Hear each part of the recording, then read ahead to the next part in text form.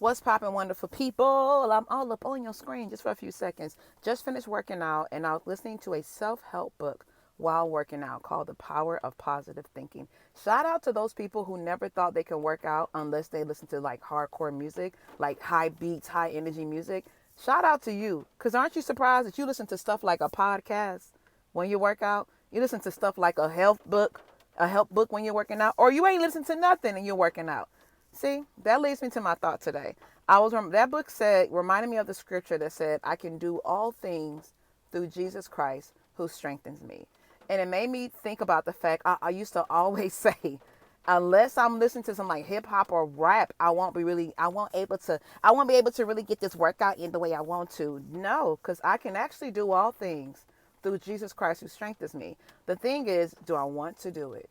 So if there's stuff that you actually want to do, but you have verbally placed limitations on yourself by saying, but I could never, I don't think I can. I'm challenging you to one, stop speaking like that because you've never tried. So how do you know? And then I'm two, reminding you to say to yourself, you know what? I do want to do this. I've just never been in a position to do this. I don't know if I have the mental, emotional, spiritual, physical abilities to do so. But you know, one thing I do know as a believer, I can do all things through Jesus Christ who strengthens me. So they're in the four.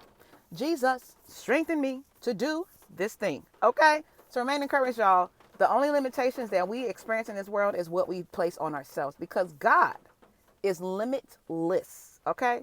So don't limit what God can do in you. Okay? I'm just saying. So I'm challenging you this week. Stop saying the words, I cannot, I will not, especially when but I'm mainly talking about if you have the desire to do so, or if whatever it is, you know, is good for you. Okay. Say instead, I don't know if I can, but I do know through Jesus Christ and the strength that he's given me, I can. So there you go. Let's go.